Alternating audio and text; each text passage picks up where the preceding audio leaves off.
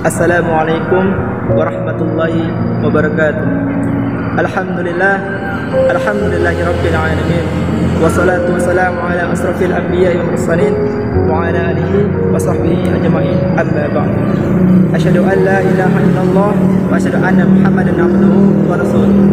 Allahumma shalli wa sallim ala sayyidina Muhammad wa ala ali sayyidina Muhammad. Ibabillah yang dirahmati Allah Subhanahu wa taala. Syukur pada Allah Subhanahu wa taala dengan mengucapkan alhamdulillahirabbil alamin yang telah memberikan kita pada penikmat taufik, hidayah, sakinah, hijrah, ibadah dan inayahnya kepada kita semua. Sehingga dalam hal ini kita masih diberikan kesempatan oleh Allah Subhanahu wa taala untuk dapat saling menasihati walau hanya dalam media sosial ini. Salawat beserta salam tak lupa kita sanjungkan kepada Nabi junjungan alam, Nabi yang berdakwah siang dan malam dengan semangat yang tak pernah padam, sang presiden tanpa dasi, sang pemimpin tanpa kenal korupsi. Siapa lagi kalau bukan Habibina wa Syafi'ina wa Maulana Muhammad sallallahu alaihi wasallam. Sehingga kita dapat merasakan iman Islam sampai pada saat ini. Ikhwafillah yang dirahmati Allah Subhanahu wa taala, kesempatan hidup yang singkat ini marilah kita manfaatkan semaksimal mungkin untuk dapat mendekatkan diri kepada Allah Subhanahu wa taala dengan beramal soleh, wajib ataupun sunnah.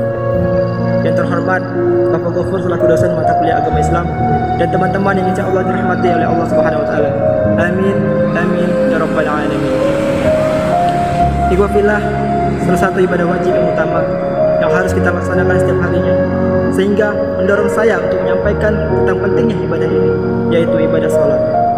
Sudah kita ketahui semua sebagai umat Islam bahwasanya sholat adalah tiang agama yang harus kita laksanakan minimal 5 kali dalam sehari. Kedudukan sholat dalam Islam sangatlah tinggi, yang ini sebagai kepalanya ibadah. Kenapa demikian? Karena ibadah sholatlah yang menjadi tolak ukur kita dikatakan umat beragama Islam, di mana pembeda antara kaum kafir dan kaum muslimin bukan seberapa banyak ia berzakat, bukan seberapa sering ia puasa, namun bedanya adalah sholat. Sebagaimana Nabi Allah Muhammad SAW bersabda melalui lisannya yang mulia, sesungguhnya batas antara seseorang muslim dengan kemusyrikan dan kekafiran adalah meninggalkan sholat. Hadis riwayat Muslim. Di hadis lain Rasulullah SAW bersabda, ikatan janji antara kami umat Islam dengan mereka orang-orang kafir adalah sholat. Maka barang siapa yang meninggalkan sholat berarti dia telah menjadi kafir. Hadis riwayat Tirmidzi. Ikhwafillah, dari hadis tersebut jelaslah ukuran beragama Islam itu kalau kita melaksanakan sholat. Maka dalam kesempatan ini saya mengajak kepada seluruh kaum muslim dimanapun kau berada untuk tetap menjaga ibadah yang satu ini, sehingga identitas keislaman kita dapat dikenal Allah Subhanahu wa taala dan menjadi pengenal antara kita dan Rasulullah di akhirat kelak. Afwan, bukan saya ingin menggurui, namun saya ajak kita semua untuk selalu mengingatkan kewajiban sholat kepada saudara-saudara kita umat beragama Islam. Lantas, apa yang menjadikan ibadah sholat itu begitu penting untuk kita lakukan semasa hidup di dunia ini? Allah berfirman dalam Quran, Inna sholatan tanha 'anil fahsya'i wal munkar. Sesungguhnya sholat itu mencegah diri kita dari kejahatan syahwat dan kemungkaran. Ikhwafillah, jelaslah setiap apa yang Allah perintahkan pada hambanya dan disitulah diletakkan fadilah yang luar biasa untuk kita semua. Ketika ada ayat tentang perintah kepada kita, maka kuncinya bukan melihat perintah itu, namun yang dilihat adalah fadilah yang akan kita rasakan. Banyak orang mengatakan jika ingin melihat bagaimana seseorang lihatlah dari sholatnya. Jika sholat kita baik, insya Allah baiklah seluruh amalan kita. Karena apabila kita sudah mengerjakan sholat itu dengan benar, khusyuk dan sepenuh hati karena Allah, berarti kita sudah totalitas menjalankan segala yang diperintahkan dan dilarang Allah sebagai bukti ketakwaan kita. Tapi jika kita selalu seenaknya dalam mengerjakan sholat, baik itu tidak tepat waktu atau seenaknya membacaannya, sudah bisa dipastikan amalan yang lain tidak jauh berbeda. Selain itu, ada hadis yang mengatakan bahwa sholat dapat mencegah dari perbuatan keji dan munkar. Hal itu berarti dengan sholat yang baik dan benar, secara otomatis dapat mempengaruhi keseluruhan jiwa nurani kita. Jiwa kita akan selalu dilindungi dari beragam penyakit hati dan perbuatan tercela yang dapat merugikan orang lain. Saudara-saudariku, ketuklah pintu hidayah kita, karena kapan lagi kita akan mendapatkan hidayah itu jika tidak akan kita ketuk pintunya. Saudara-saudariku, jika kalian tahu bahwa mereka yang telah diwafatkan itu, mereka menangis dan memohon kepada Allah hanya untuk dihidupkan kembali ke dunia dan mendirikan sholat. Muslimin rahimahumullah, begitu pentingnya sholat bagi kita. Dan sholat adalah amalan yang pertama kali akan dihisab di akhirat kelak. Jika ibadah sholat kita saja tidak ada, maka amalan kebaikan yang pernah kalian lakukan maka akan sia-sia. Walau kalian sering sedekah, sering membantu orang yang susah, tetapi jika kalian tidak menjadikan sholat, sungguh kalian telah melakukan dosa besar. Begitu hinanya kita jika semasa hidup tidak menjalankan ibadah sholat. Karena untuk apa kita punya segalanya jika sholat saja kita tidak mampu menjalankannya? Untuk memotivasi kita dalam beribadah dan melakukan hal kebajikan, carilah teman-teman yang soleh dan soleha, yang akan mengingatkan kita dan menegurmu, yang akan mengajakmu dalam hal kebaikan. Jika kau sudah mendapatkan teman yang memotivasi dan membimbingmu serta menegurmu untuk hal kebaikan, maka peganglah dia, karena bisa jadi dialah yang akan memberi syafaat kepada kita untuk menghadap Allah di akhirat kelak. Sebelum saya mengakhiri ini, ada baiknya kita sama-sama berdoa kepada Allah Subhanahu wa taala agar apa yang saya sampaikan dapat bermanfaat bagi kita semua. A'udzubillahi minasyaitonir rajim. Bismillahirrahmanirrahim. Alhamdulillahirabbil alamin. Alhamdulillahi ala ni'matil iman.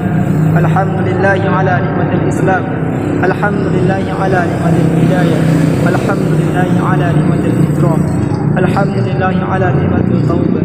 Alhamdulillahi ala ni'matil Qur'an.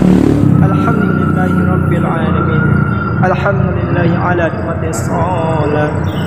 Duhai Allah, Tuhan pemilik alam semesta, Tuhan yang menguasai langit dan bumi, Tuhan yang menurunkan hujan dan memberikan kehidupan bagi kami.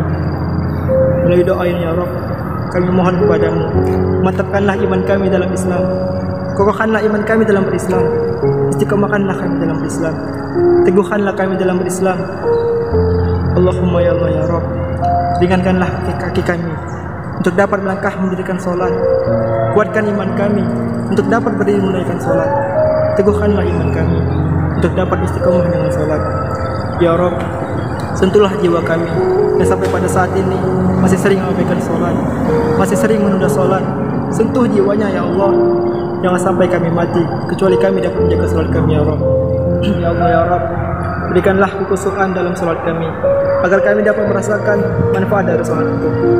Ya Allah ya Rabb, ampuni dosa-dosa kedua orang tua kami, baik yang masih hidup maupun yang sudah meninggal.